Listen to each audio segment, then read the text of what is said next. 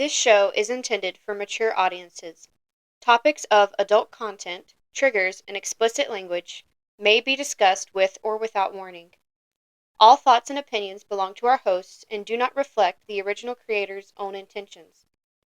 Spoilers for the book will be discussed, and while most discussion will revolve around the picked book, we do not guarantee there will be no spoiler warnings for other books or series.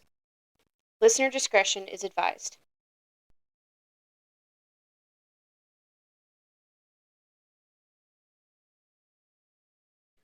Welcome to Biblio Madness, a podcast for book lovers where we talk about our current and favorite reads. I'm your host, Laken. And I'm your host, Rachel, and today we're discussing kind of spooky reads. We're finally opening up in October, so happy October, everybody. It is officially the 3rd. We are recording this pre the 3rd, but it is the 3rd for you guys currently. So welcome to October. Let's begin our spooky reads. So we thought instead of opening up with a spooky read, because some of you might have not gotten your spooky reads yet, we have decided to open with what we're going to be reading for the month. So if you want to read with us, it's kind of a spoiler for what we're going on. We're not going to tell you the order they're releasing, but we'll tell you what we're reading for the month. And then if you have any suggestions, we're going to leave an open day for a suggestion if you have one for a good spooky book. Because I currently have 3, we need 4. So we need one opening for a spooky read. Today we're going to discuss what makes a book spooky, what books that we've decided on to give a worldly, and then I'm going to talk to Laken a little bit about spooky things and scary, like our fears that we have, maybe, just to get that vibe and get ready for the spooky month. So hope everybody's excited for this journey that we're about to embark on. I'm really excited. This is like dipping my toes into new territory, new waters. Yes, I just showed her one of the covers of the books that we're going to read, and she was like, "Ooh, that's spooky." That's scary. I was like, yes, it is. And maybe if editing Rachel can get in really good time and put up the covers of the books we're reading, you'll see them on YouTube if you're watching there. But welcome everybody from YouTube and any podcast platform you're on. If you're on Apple, Google, or just Spotify, welcome everybody. We're very glad to have you. Now, let's dive in. All that out of the way. All right, so would you want me to tell you what books I've chosen first? Because she doesn't know all of them yet. Yeah, I only know the first one that we're doing. Or do you want to do... She even got the first one we were doing wrong at first. Which I didn't realize that she thought we were reading a different book. Which... Just a little miscommunication. We might do a little mini review on at the end of one of the other podcasts. Yeah. But we didn't talk about it. It was already posted on Instagram. It was The Masters of Death. It is a very October-ish read. Yeah, you got vampires, well, ghosts. Not really vampires, well, yeah, but yes, you vampires. said it was a scarier version of yes, vampires. it's a South Asian version of vampires, so it's a little bit different. But it is a haunted house trying to be sold by what is like a vampire, and the grandson of death is involved. So it's a very all-encompassing paranormal, vibey, October-ish read, but I wanted to go in the route of thriller, mystery, slasher, right, and like paranormal, scary. Yeah. And that was more fantasy than what I was looking for this month, because I want to dip Laken's toes into a new like I said, new waters here. New waters, yeah. I've only read a few thrillers, I think, like ever. Okay.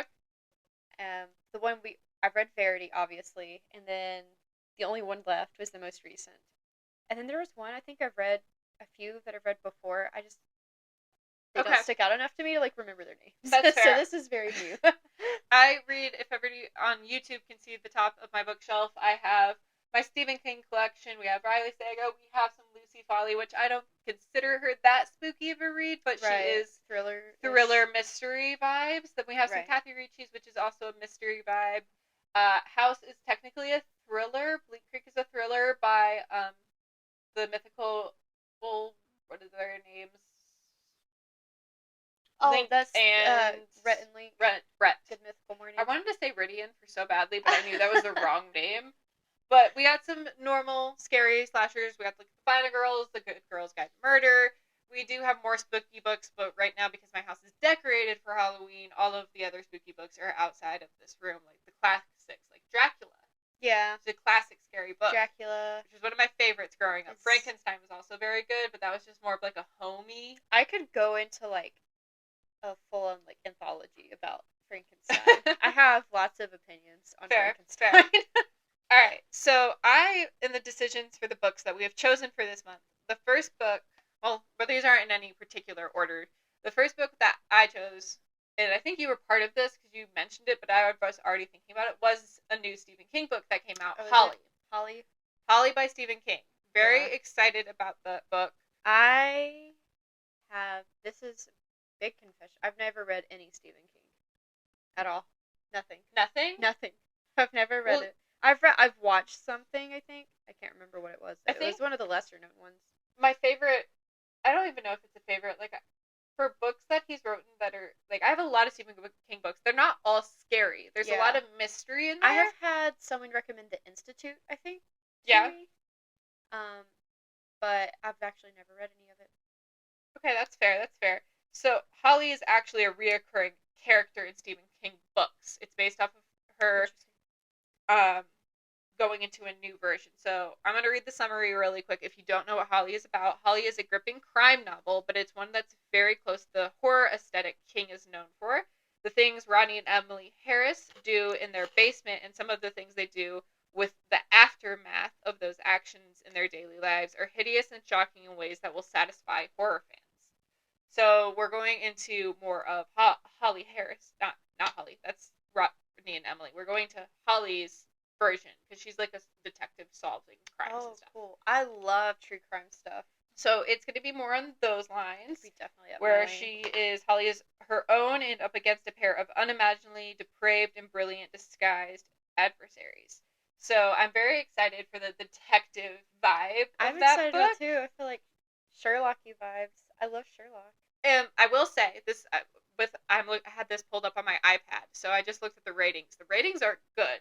Yeah. They're not bad, but they're not great. Okay. So I'm curious to see if it's one of those books where it's like you either love it or you hate it. Right. You take it or you leave it. Like The Life of Adeline, or is it the Invisible Life of Yes. Addie LaRue. Yes, that one where people are like, I hate it, I love it. I'm really excited to read that book because I feel like I would be one of the crowd that does enjoy it because I can go for a slower paced read. That's fair. It's a lot more, I think, psychological than it is like fast paced. Yeah, I'm excited for this. It'll be interesting to see, I think, my review of this book because I've never read any Stephen King. I wonder if some of the reasons that it's not great is because people that have read a lot of him. Maybe it's just a bit different. I think like Billy Summers is one of his more famous books, and a lot of people, new Stephen King readers, loved that book. But some of the olds were just like, this is for new readers. These are for newcomers for the Stephen King book. Yeah. So maybe that's why. I'm not sure because I haven't read the reviews. I don't want anything spoiled for me, so I'm not gonna read the reviews. But yeah, I'm excited. I'm excited to see what Stephen King is. But now, the second book on our list, the third book is the one I chose. Well, I chose two of these books on my own that you didn't know about.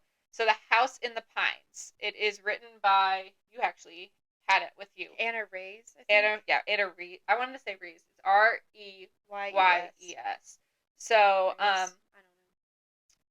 The description of this one is armed with only hazy memories, a woman who long ago witnessed her friend's sudden and mysterious death has spent her life trying to forget. Sets out to track down answers. What she uncovers deep in the woods is hardly to be believed. Now, I'm sorry for stuttering through that. My dyslexia just decided to come out. But this book was actually reviewed by Riley Sega, which made me want to read it really badly. You showed me that about the cover, or she just sent a picture of the cover to me, I think, originally, and that was the first thing I noticed. So I was like, oh, Riley Sager said this is a good book. Yes, so we love Riley. We read The Only One Left. I love that book. It was a great book for a nice thriller mystery. Now that one, we have a detective book first. Yeah. Now we have a straight basic horror, going into the woods, going to a cabin. I'm excited for this book. I just read it because I actually have the physical copy on me. I just read what you just read out loud and a little bit of the synopsis, and I'm super excited for it. Yes. So we have the vibes of a classic horror, and I'm very excited for a good classic horror. There is a movie called The House on Pine Street, and now that is different than House in Pine Street. But The House on Pine Street was based off of an actual story.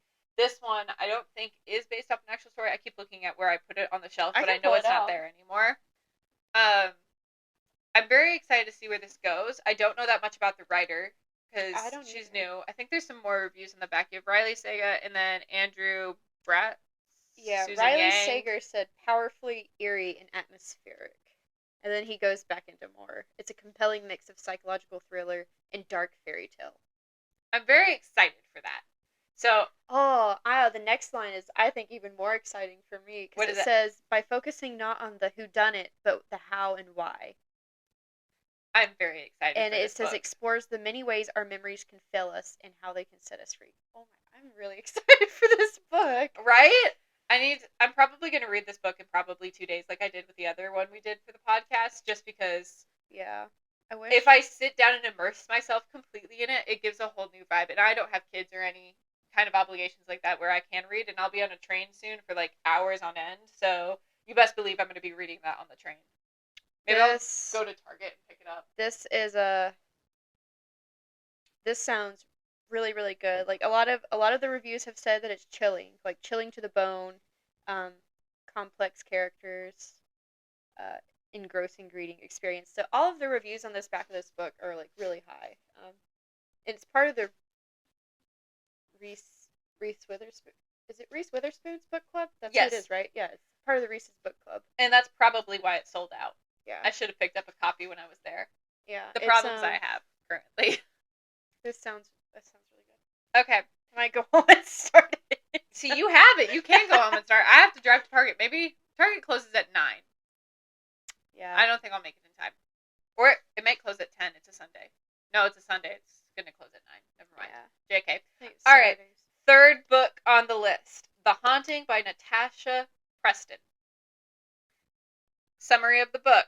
Penny's trying to forget about her ex, Nash. His father was arrested for the brutal murder of 4 teenagers on Devil's Night last year. Penny's parents have forbidden her to have anything to do with Nash or his family.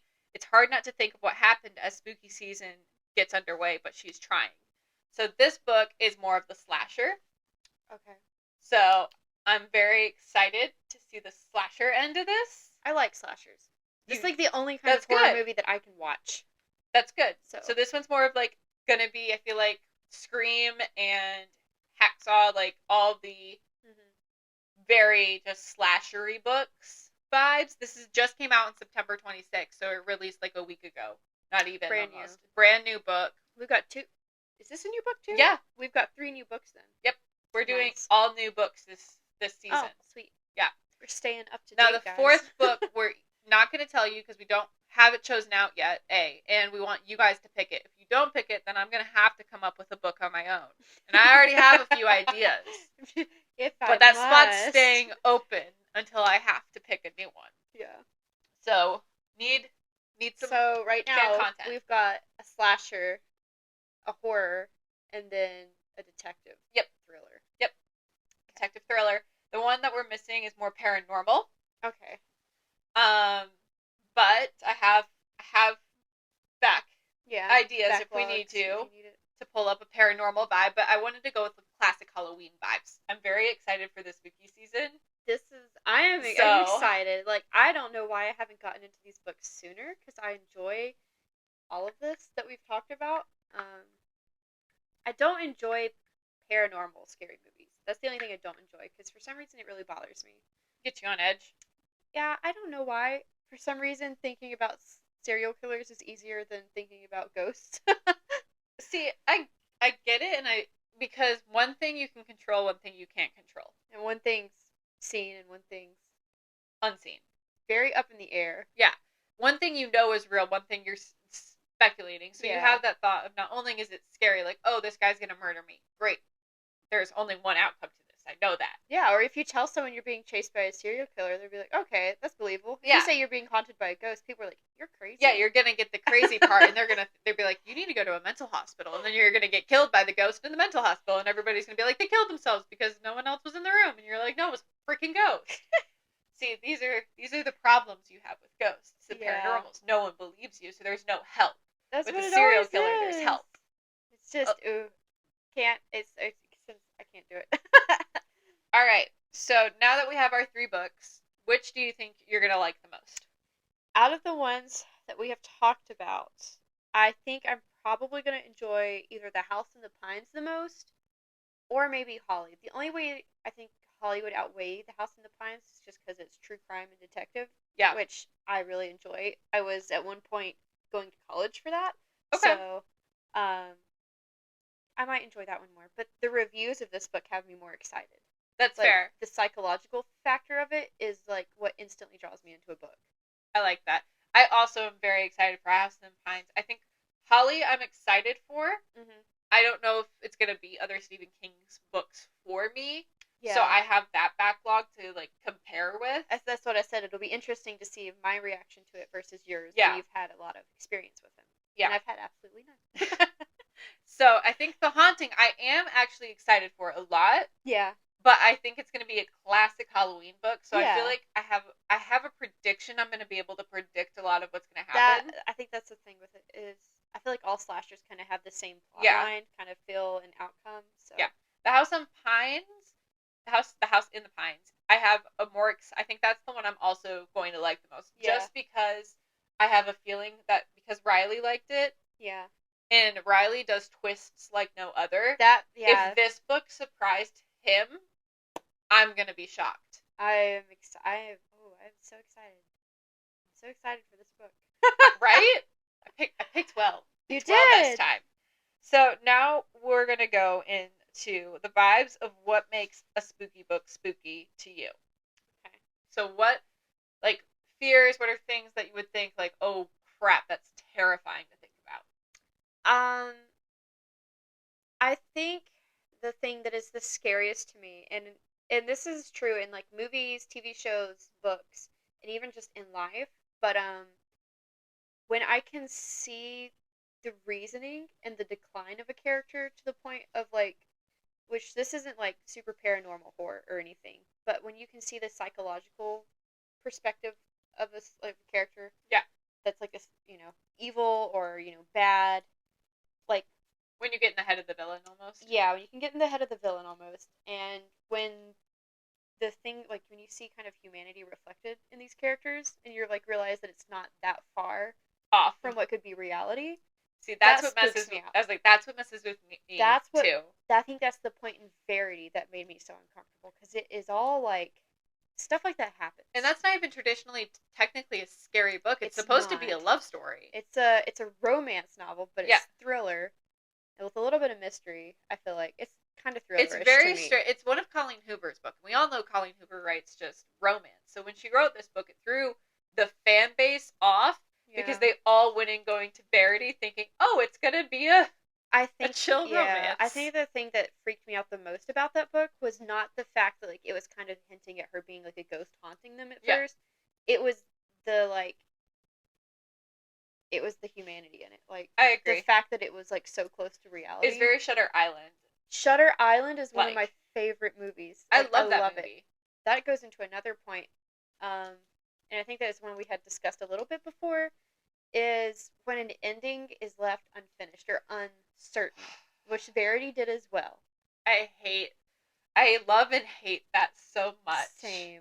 It's so hard. So leaving a book at the ending where you don't know who's wrong and who's good and who's evil is such a shot at like the world. Yeah, because in real life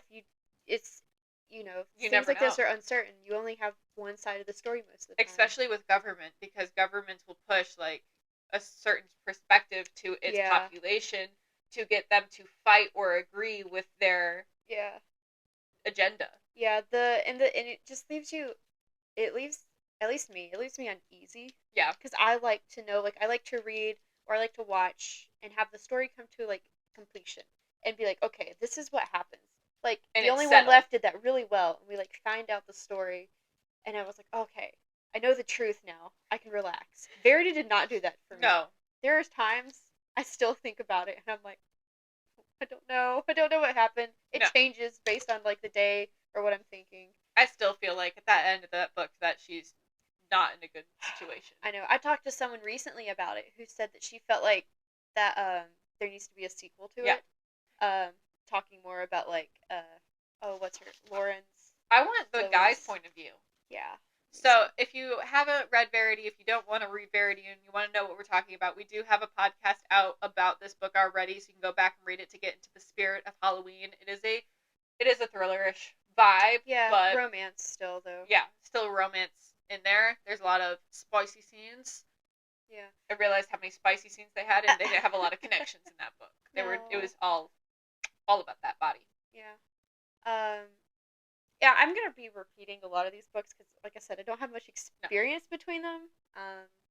Those are the ones that come to mind. Can you help? Wait, this is off topic, but Laken, can you help my OCD and can you fix Crave and Crush? I don't know why Crush is on top of Crave.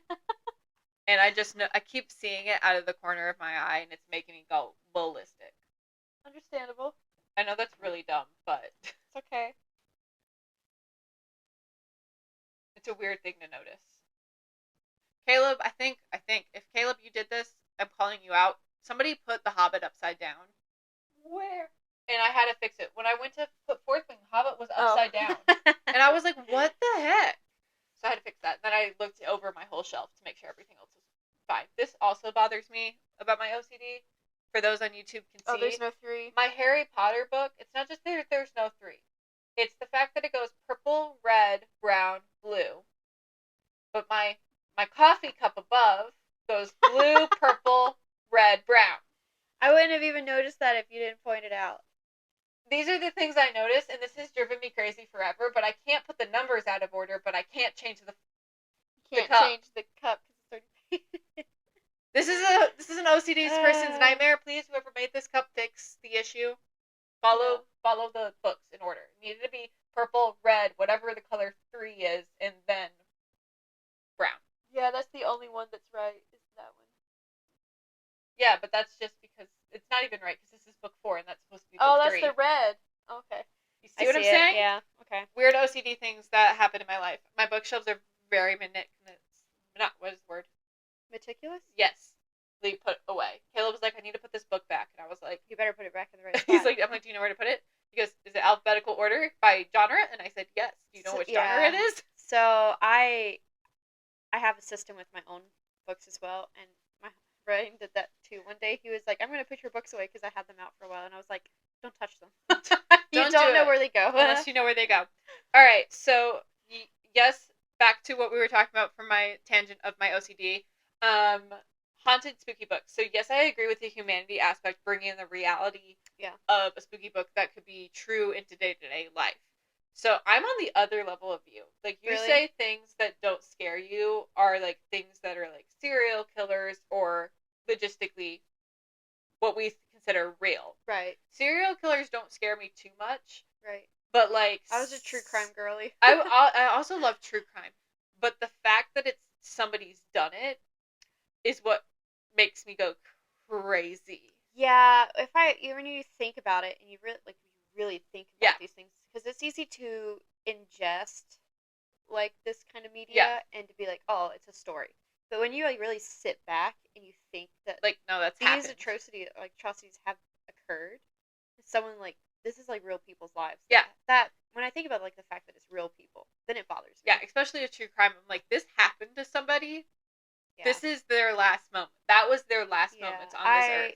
Yeah. And that's what terrifies me, is that humanity coming out. Yeah. Now, to the fun part and the less awe-erring, like, human scary part. What is, like, a dumb fear that you have that would be considered in, like, a slasher murder fear? Like, if you were being tortured, like, what is the fear factor and they dump you in a vat of bugs? Yours is clowns? I'm so scared of clowns. It's not even funny.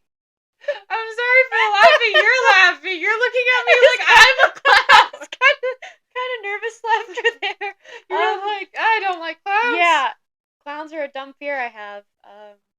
It's very bad though. Like I go into like paralyzed mode. I freeze very badly, and I know exactly where this fear comes from too. It's because my dad. From clowns? Yeah, he scared me one time when I was really little with one of those like freaky clown Halloween masks. Oh no! And then that thing sat under our porch for like years afterwards, and I would just see it sitting there. Absolutely not. I would think that thing was gonna move on its own. at any given moment. Yeah. And I would be terrified, especially with the clown killers that happened in I real was life. literally about to say The clown killers, that was a thing in the Killer world that we dealt clowns with. in 2016 was literally like my worst nightmare come true because everyone's like, "Oh, that's such a dumb fear to have," and But it was kinda is. happening. And then there were literally clowns chasing people with knives throughout the street, and I was like, "I told you all, I told you." Gave you fair warning. They were coming. Sam Winchester was on me with this one. He's not scared of those monsters. Hold on, we got feedback. What does that mean?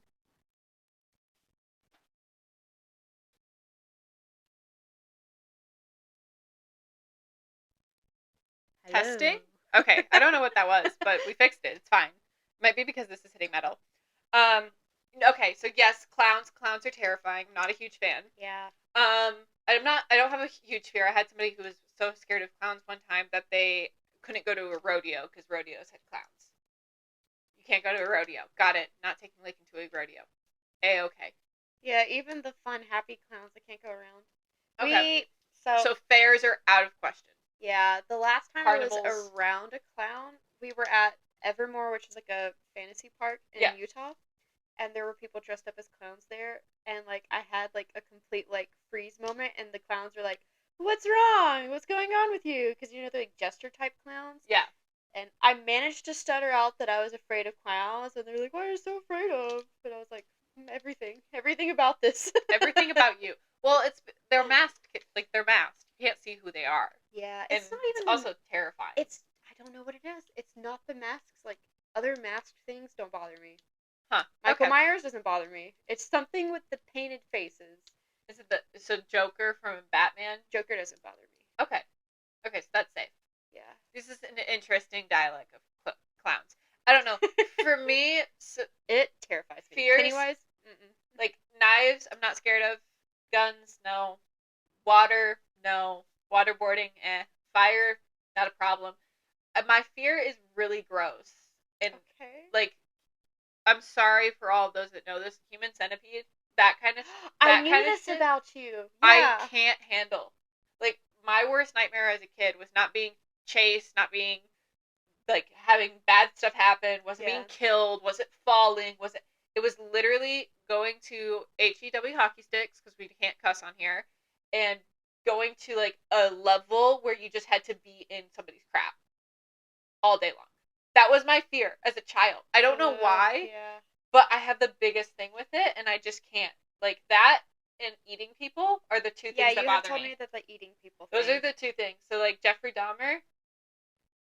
My husband listens to a true crime, and when it comes to people eating people, I can't. It disgusts me. I think it's a food thing because like I can't imagine. Yeah, you're kind of you're a little. I think you're more particular, more safe with foods. I think than I definitely am. Yeah, with the Dahmer thing. No. Reading about it and hearing like podcasts and hearing people talk about it, I always enjoyed that. Until the Netflix series came out, I watched the first episode and I couldn't do any more of it. It was too much for me. It's I was like, bad. I can't watch this. Yeah, I did not watch it because I was. It's not what I was thinking. I didn't think it was like a drama. I thought it was like another documentary. No, and the fact that it was dramatized, I was like, this is. It's full on showing you what he did. Yeah, no, and I don't know why that's a huge fear for me, but like even in the situation, because I watched somebody, it was a Keel and Peele like joke. Yeah. If you know, do you know who I'm talking about? Yeah, Keel and Peele. Yeah.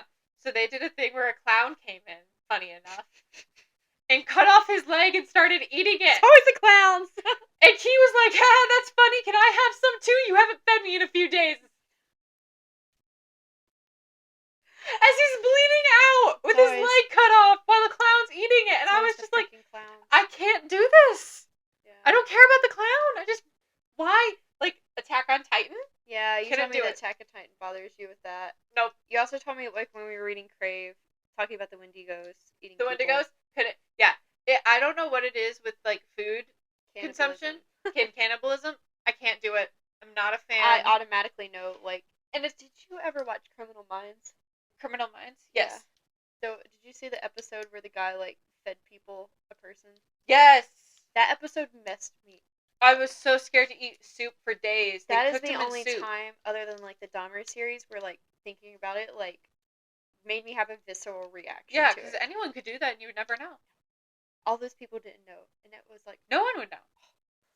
Like this, awful. things like that made me not trust going out to eat ever. Well, yeah. Ever. We are watching Kitchen Nightmares off and on every now and then, and we have that thing where like this makes me never want to go out to eat anymore. You never know what their kitchens look like. Funny enough about Kitchen Nightmares, my dog, Cooper, grew up watching Kitchen Nightmares on the TV. Yeah. So that is his show. Like Max and Cosmo love Gilmore Girls, but Cooper loves Kitchen Nightmares. It makes so much sense. And that's all he wants. He'll watch it. He'll go to sleep straight away. Yeah. He loves the Nothing yelling as and the screaming. soothing as Gordon Ramsay yelling. That's Cooper for you. It's a great old time. Yeah, no. So that I think those are my two big ones. Like, and I feel like my fears aren't based on fear. They're based on grossness. Spiders are another big one for me. Like I'm terrified of spiders. But if I was alone and I had to kill it, I would do it. Oh yeah, I can do that. But I'm terrified of them. If I'm alone, I have to, because the thought of it escaping and being unseen in my house is worse than me killing it. Same. So no, I think my fears are based on how gross it is. Like I gross things like disgust me in a point where I'm just like, I can't. I know there's no good reason for me to be scared of clowns other than what I said. And spiders, I think, is the logistical. People that say there's no reason to be afraid of spiders, you're wrong. Because there are a lot of venomous spiders out there. Not only a lot of venomous spiders, spiders crawl in your ears. It doesn't not happen. I watched somebody pull a spider out of somebody else's ear, and I was that's another thing. I can't stand things with ears and eyes. Anything that goes in the ears, or things that happen to the eyes, I can't deal with. I thought you were gonna say like things with ears and eyes, and I was like, so no, any mammal alive. Not things with ears and eyes. I can't stand things happening with ears and eyes. Yeah. Interesting. Like, you remember in Tokyo Ghoul the scene where the centipede comes out of Kaneki's ear? Why did you have to bring up Kaneki? I didn't even remember that. It went up his nose. I couldn't. I had to turn away. I couldn't watch that part. I saw that and I was like, no. That's so gross. Okay, so a lot of fun, scary vibes. Now, making a book scary out of these things that scare us. Yeah. I think a good spooky book has a mixture of terrifying but reason. Yeah. And it needs to have reason behind. If it's unreasonable, if it's so far fetched, then it's not. Because then it's not scary. It's not realistic. And if it's also where the stupid blonde runs out, and I'm blonde, so I get to say this. If a stupid blonde runs out and goes, ah, there's a killer! I'm like, and then she trips me. And then she trips, or she like hides in a dumb place, or runs upstairs instead of out the front door. These things make a bad scary book. Like, it's like, are you, did you, like, the things where people are like not logistically really thinking like human, yeah, and they're making dumb movie choices. Yeah, I've never read a book like that, so I can't say about the books. But speaking like from the movie aspect, I always end up yelling at the screen. There's books based that are like that are similar to that. And I hate it. I would hope that it would be like a comedy, like a spin-off, like you know, making fun of those tropes. But I have a feeling there's books that are not trying to make fun of it. Yeah, no. Just do that. And they just do it.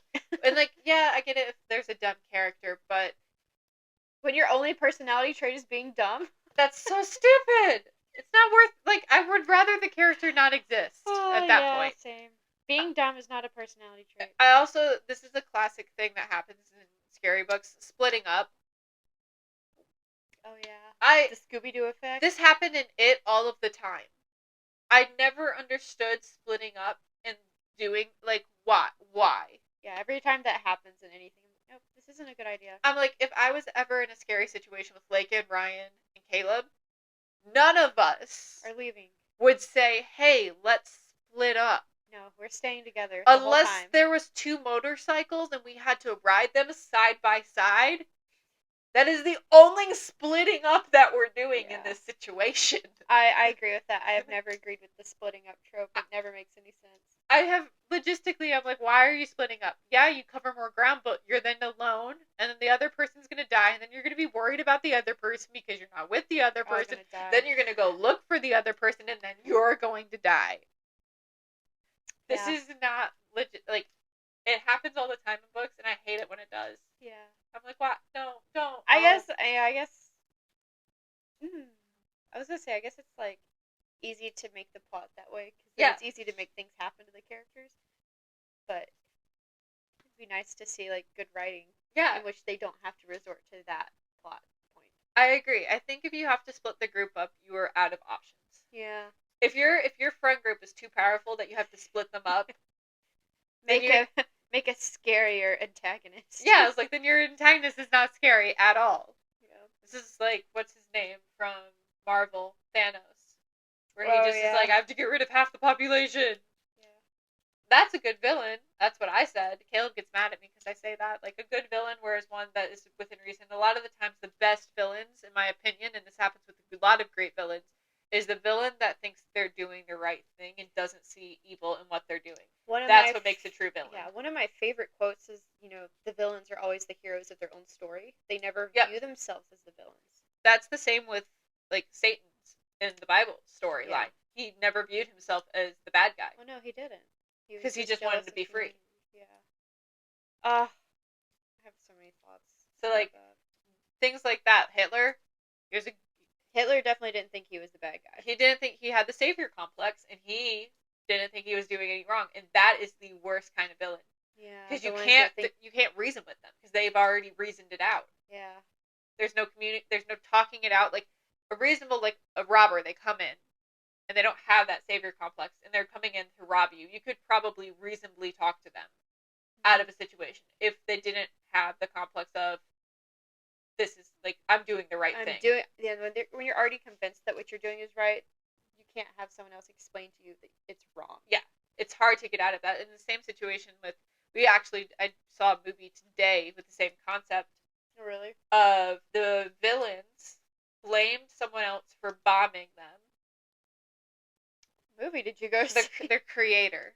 Oh, I have no idea what that is. But what logistically happened was they bombed themselves and they couldn't take the blame, so they blamed others and decided to attack and genocide them. Oh, okay. To fix the issue, and they put that agenda on their population because it was forced media. Yeah. And then that population decided, all right, they're in the wrong. I'm going to attack them. Yeah. And that happens all the time with a lot of wars. Is the population gets fed something that's not true because the higher ups are using them as props. And forced media are another thing that like unsettle me so much. And it's not. I don't think this is really seen in thrillers or horrors or anything, because that's like scary in real world. Yeah, like it's sometimes you have in horrors, idea when and it's in books. Being brainwashed. Yeah, that scares me. The thought of like not realizing that you're being brainwashed to something. Yeah. It's terrifying. It is terrifying. So, on that note, we've gone over scary books. Mm-hmm. We're very excited for this read. We're going to see what comes out on top. We're going to go back to this at the last episode of October and see what book's on top at the end. Now, we do have a fourth that we don't know what is yet, so that could possibly outrank one of these other books. But we'll see if our predictions on which ones we think will hold. We'll see if the predictions hold up on the top. So, I don't have anything else. We had a nice quick episode. Yeah. All right. So give us your spooky suggestions. Like, follow, subscribe on whatever platform you're on. We know our listeners are on different platforms. And for fun of us trying to track that, I do want everybody to comment. Give us a scary book if you have one that you recommend. Maybe one that's new. Maybe one that's old. We have like The Haunting of Adeline that's out. It's been out for a long time. I don't think that's a spooky book, though, is it? I've heard that it's dark. It's more true crime dark. Yeah, dark, spicy. I've heard things about it. Yeah. So we have books like that. Any suggestions that you have, throw them in the comments. We'd love to read for our fourth book. It will be the last book that comes out because we don't know what it is. So it's going to obviously be the last book that comes out on the last Monday, which is the day before Halloween. So the 30th. Good one. It's a good day for that book to come out, right? So thank you for listening. We're excited to see you guys at next episode where we discuss our first spooky book of the season, which you'll find out at the Friday sneak peek on which one is out of the three. Next Friday, you guys will find out which one we're doing. So farewell. Get your pumpkin spice lattes ready to go for the season. And we'll catch you next Monday. Bye. See ya.